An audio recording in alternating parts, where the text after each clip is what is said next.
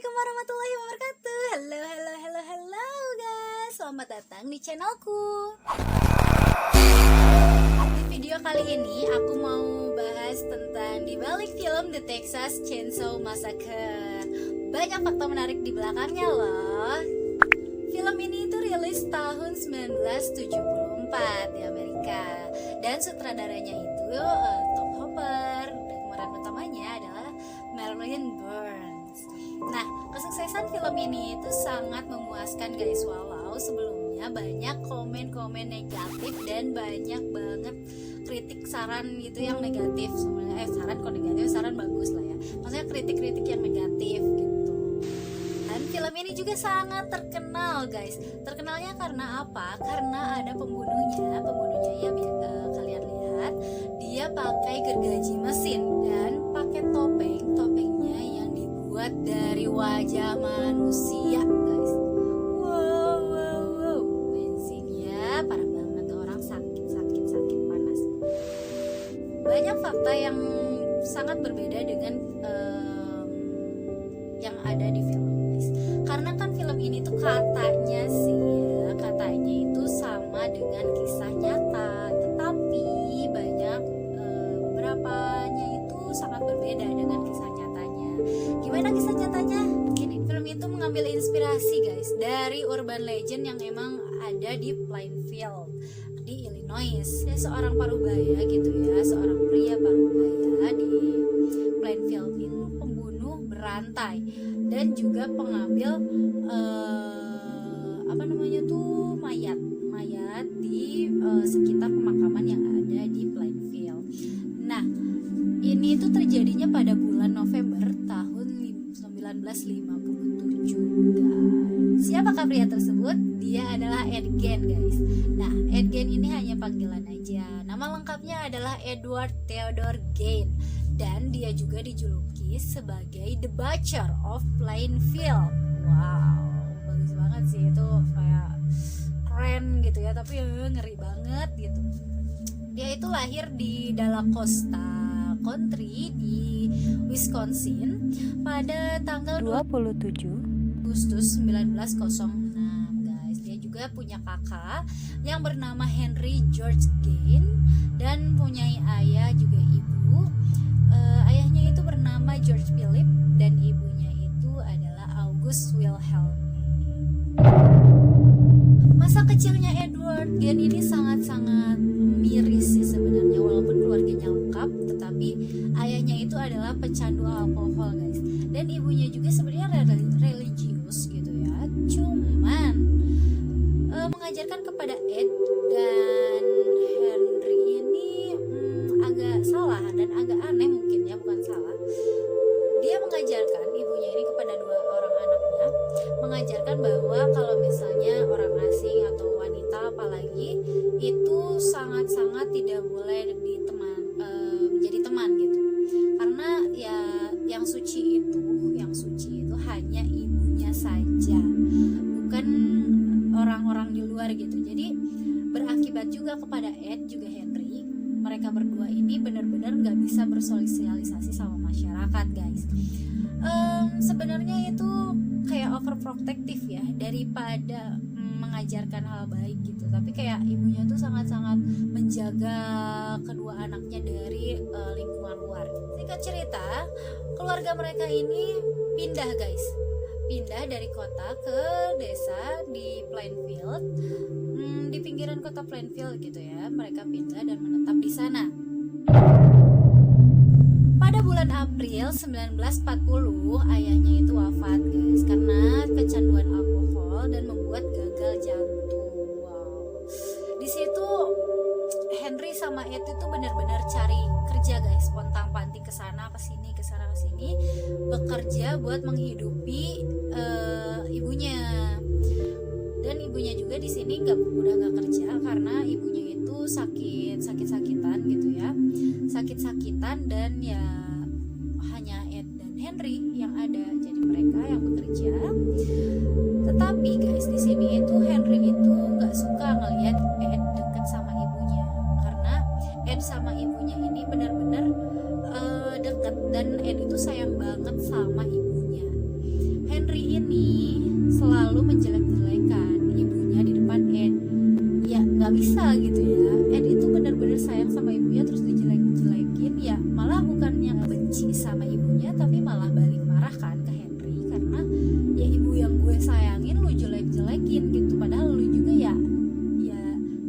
gitu dari rahimnya ibu gitu kan. Aduh.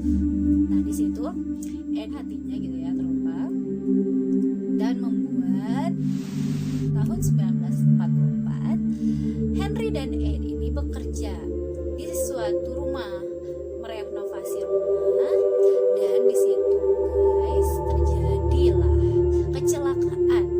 Apa itu? Kebakaran guys, kebakaran dan menewaskan Henry di situ.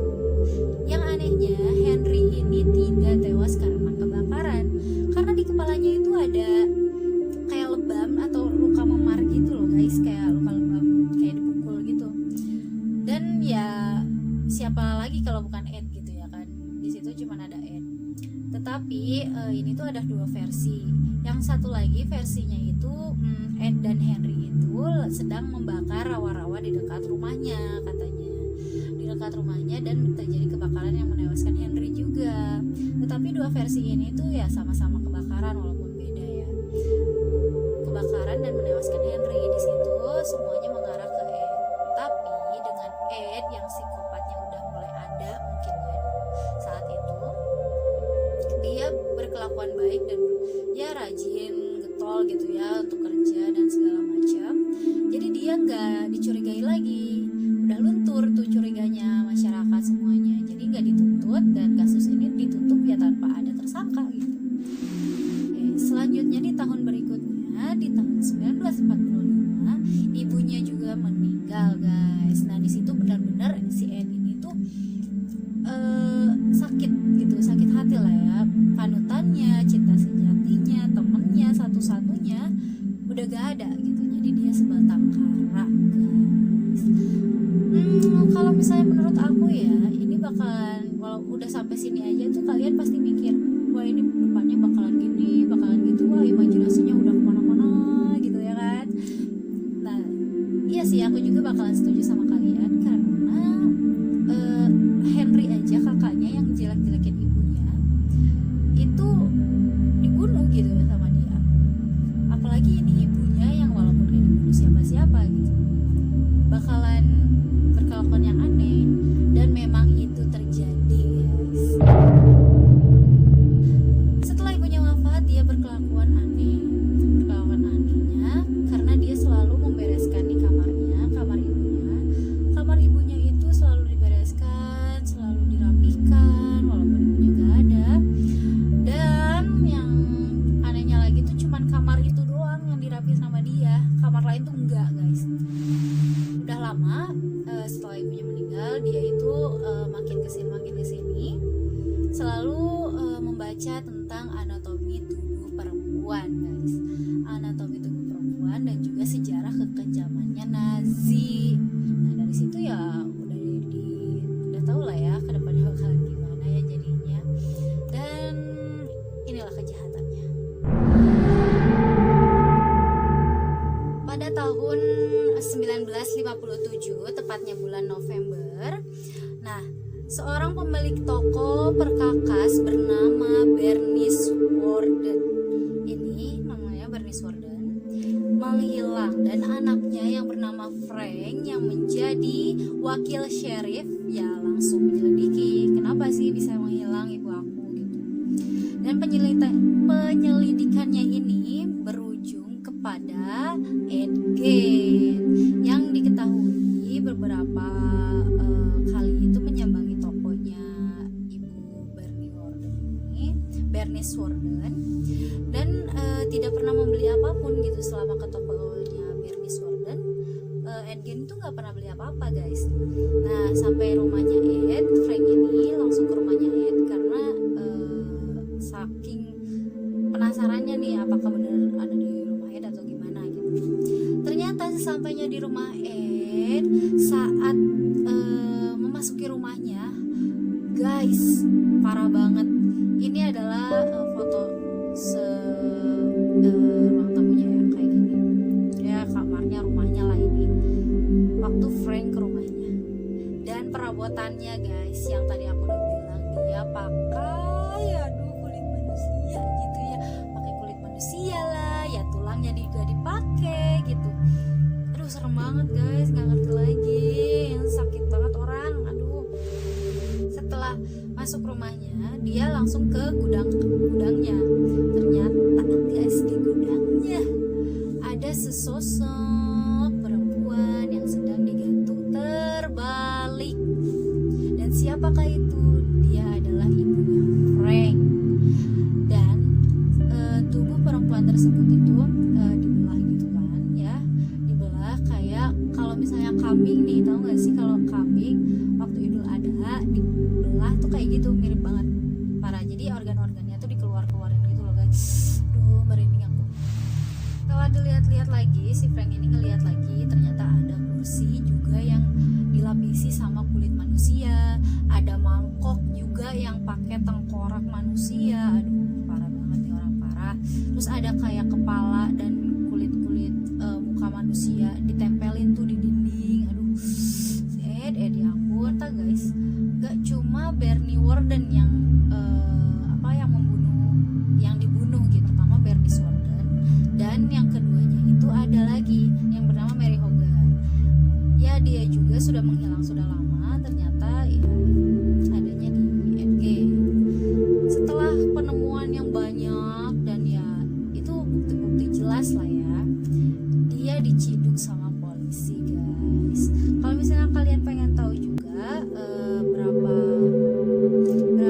kuburan yang sudah dia sambangi, aku kasih tahu juga ya.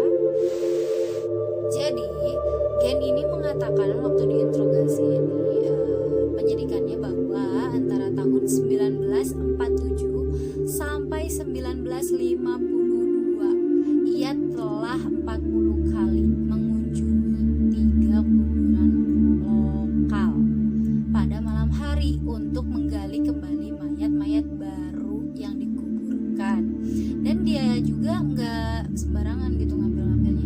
Dia ngambilnya tuh yang kayak mirip-mirip sama ibunya gitu ya. Dan kalau misalnya kalau aku kasih tahu ya, nih kenapa dia kayak gini pakai topeng dan kayak wanita gitu, karena dia itu pengen banget menyerupai ibunya guys. Ya sayang sih ya sama ibunya, tapi nggak gitu-gitu juga kali. Ya ampun, berlebihan banget. Mengaku telah membongkar dan merampok 9 kuburan di berbagai tempat pemakaman lokal, dan ia juga menunjukkan lokasi-lokasinya itu pada para penyidik. Saat penyidik itu menggali kuburannya, kan udah dikasih tahu nih lokasinya, lalu para penyidik itu pengen tahu benar-benar nggak sih ini diambilin atau enggak. Digali lagi tuh kuburannya, ternyata memang ada beberapa bagian tubuh yang diambil sama Ed Gein, dan ternyata ditemukan sesuai seperti apa yang digambarkan oleh Ed juga. 2 makam yang digali ini ditemukan dalam keadaan sudah kosong, dan 1 makam ada linggis yang tertinggal di dalam peti. 1 makam lagi juga sebagian tubuhnya sudah hilang. Nah, tapi si Gen ini telah mengembalikan beberapa bagian tubuh yang hilang itu, termasuk cincinnya. Ya, menurut aku sih ini si Gen benar-benar sayang sama ibunya, tetapi dengan cara yang salah ya guys. Untuk korbannya itu nggak semuanya perempuan guys, ada juga pemuda yang masih berusia 16 tahun, dan orang tuanya itu adalah temannya Gen sendiri gitu. Jadi Gen punya teman, dan anaknya yang pemuda itu yang berusia 16 tahun ya dibunuh gitu. Kenapa sih? Dan Gen juga selain tadi mencuri mayat, menguliti mayat, dan dijadikan perabotan rumah, banyak tuduhan lain juga mengarah kepada Gen, dan itu kasusnya itu tidak terungkap guys. Di Wisconsin itu termasuk hilangnya Evelyn Hartley pada tahun 1953, yaitu seorang babysitter di La Crosse. Dan setelah penyidikan yang banyak ya, banyak lah ya, intinya dia tuh membunuh, mencuri mayat, memutilasi, menguliti, dan ya dijadikan perabotan rumah. Itu kayak ya ampun, itu banyak banget tuduhannya ya guys, serem banget. Dan pada tanggal 21 November 1957 Gen ini didakwa guys, atas pembunuhan tingkat pertama di pengadilan Waushara Country. Oh, ya kalau kalian belum tahu, kalian tebak di bawah dia bakalan dihukum kayak gimana. Kalau yang udah tahu, kalian juga boleh komen di bawah. Oke? Gilanya lagi, setelah dia didakwa di pengadilan itu, maaf aku ketawa, dia itu nggak ngaku bersalah loh. Dia nggak ngaku bersalah dengan alasan tidak waras. Jadi ya dia ngaku dia tuh nggak bersalah karena aku tuh kan gila gitu. Gimana ada sih orang gila tapi ngaku gila gitu. Dan tapi ternyata guys, si Ed Gein ini didiagnosis menderita skizofrenia dan secara mental itu tidak kompeten, sehingga nggak layak nih untuk diadili. Dan dia juga langsung dikirim ke rumah sakit jiwa waktu pas persidangan tersebut. Tetapi rumah sakit jiwanya juga ya untuk para kriminal gitu ya, untuk para penjahat yang gila. Kalau si Edma ya bukan gila lagi, itu kayak waras tapi gila, tapi stres, tapi ya psikopat lah. Pada tahun 1968 ini dokter menyatakan bahwa si Ed ini mampu secara mental nih untuk berpartisipasi dalam pembelaannya, dan persidangan pun dimulai pada bulan November 1968. Tahu nggak berapa lama? Seminggu guys. Dan seorang psikiater juga bersaksi bahwa Ed ini mengatakan kepada si psikiater ini bahwa tidak tahu apakah pembunuhan Bernice Worden ini disengaja atau tidak. Oke. Ed ini mengatakan pada psikiater bahwa nih, jadi ketika sedang memeriksa senapan di tokonya Bernice Worden ini, senapan itu meletus. Ya, senapan itu meletus dan menewaskan Worden. Aduh, gila sih ini orang. Ed ini juga bersaksi bahwa ketika sedang mencoba untuk mengisi sebutir peluru dimasukin ke pistolnya itu, senapannya, tiba-tiba senapannya meletus dan kena Bernice Worden gitu, nggak sengaja gitu bilang. Tapi dia juga nggak ngarahin, katanya dia nggak ngarahin ke Bernice Worden, dan dia juga nggak ingat apa-apa gitu. Selain itu juga Ed juga bilang bahwa kalau misalnya dia ke pemakaman nih, dia masuk ke pemakaman, dia tuh kayak linglung gitu. Nah, sehabis dari pemakaman, keluar dari pemakaman, dia tuh bilangnya dia kayak waras lagi. Aduh, nggak tahu lah, pusing itu. Dia yang memusingkan. Persidangan kedua ini berhubungan dengan soal kewarasannya Ed. Setelah kesaksiannya oleh dokter dan tim jaksa penuntutnya juga dan tim pembelanya memutuskan bahwa Ed ini enggak bersalah karena enggak waras, karena gila. Dia enggak bersalah karena gila gitu. Dan memerintahkannya menjalani perawatannya itu di rumah sakit jiwa gitu kan, bagi para kriminal yang tadi. Dan Ed juga menghabiskan sisa hidupnya itu di rumah sakit jiwa sampai akhir hayat guys. Karena biaya persidangannya itu juga mahal, Ed ini diadili untuk satu kasus pembunuhan, yaitu pembunuhannya Worden doang, Bernice Worden aja gitu. Dia juga mengaku membunuh Mary Hogan. Jadi cuma dua doang guys. Gila. Sampai akhir hidupnya. Dan Gein ini meninggal tepatnya di Mendota State Hospital, di tempatnya di rumah sakit jiwa kriminal yang tadi, di Madison, Wisconsin, karena gangguan sistem pernafasan akibat kanker paru-paru guys, pada tanggal 26 Juli 1984 pada usia 77 tahun. Dan selama bertahun-tahun para pencari souvenir itu berusaha mengumpulkan potongan-potongan dari batu nisannya di Plainfield Cemetery. Sampai-sampai nih ya, batu nisan itu dicuri pada tahun 2000. Kayak begini doang dicuri nih. Batu nisan itu akhirnya ditemukan lagi, guys. Nah, pada Juni 2001 dekat Seattle, dan ya disimpan di Departemen Sheriff Waushara County. Makam itu sendiri sekarang ya nggak ditandain, kan nisannya aja ya disimpan di sana gitu. Dimakamkan di antara kedua orang tuanya, jadi di tengah-tengah, dan kakak lakinya di kuburan tersebut. Jadi ya bareng-bareng di situ. Ya akhir ceritanya seperti itu, guys. Menurut kalian ini dia benar-benar gila atau enggak? Kalau misalnya gila, kalian komen di bawah aja ya. Kalian bilang gila, gilanya kenapa? Enggak gilanya kenapa? Kenapa sih dokter atau misalnya persidangan itu nggak benar-benar gitu, maksud aku. Karena menurut aku itu kayak itu psikopat, bukan gila, tapi itu psikopat. Ya seenggaknya diadili secara adil lah ya. Mungkin untuk di rumah sakit doang, nggak di penjara ya itu mah enak gitu ya, ada susternya, ada yang penjaganya gitu, dikasih makan enak gitu. Kalau misalnya di penjara kan ya kasih makan gitu kan ya. Ya menurut aku itu nggak adil sih bagi keluarga korban. Tapi menurut kalian gimana? Kalian komen di bawah. Kesimpulannya, menurut aku dari kasus kisah nyatanya dan filmnya ada beberapa perbedaan. Yang pertama, Ed ini membunuhnya itu nggak pakai gergaji ya, pastinya nggak pakai gergaji. Dan untuk tempatnya juga, kalau di film kan di Texas, padahal aslinya kan di Plainfield ya.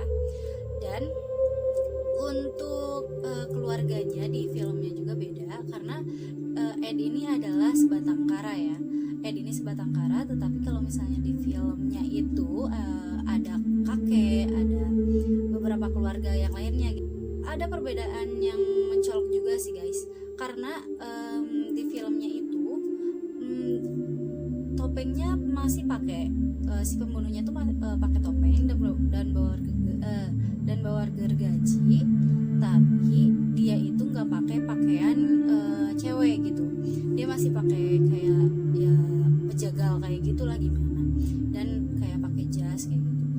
Tapi Ed itu dia membuat kostum juga dari korbannya, dan dijadikan kostum apa ya, kayak dress gitu loh. Jadi dress gitu, dan dikuliti, pastinya dikuliti utuh, bagian badannya cuman potong ini aja. Kalian lihat ini, dia pakai itu karena pengen menyerupai ibunya gitu. Ya kalau di film kan kayak anak muda datang terus dijagal kayak gitu ya. Kalau misalnya Ed kan pembunuhannya itu mayat-mayat gitu, walaupun sama persamaannya yaitu dijadikan perabotan rumah tangga dan juga mutilasi. Di situ ada perbedaannya juga satu. Oh ya, di filmnya ini dia buat makanan sehari-hari, bahan-bahan daging kayak gitu-gitunya tuh buat makanan sehari-hari. Tapi kalau Ed tuh nggak dimakan guys, cuma dijadiin peralatan rumah tangga kayak gitu. Aduh, terlalu kreatif ya orangnya. Ed, oh my god. Kalau misalnya kalian lihat ada perbedaan dan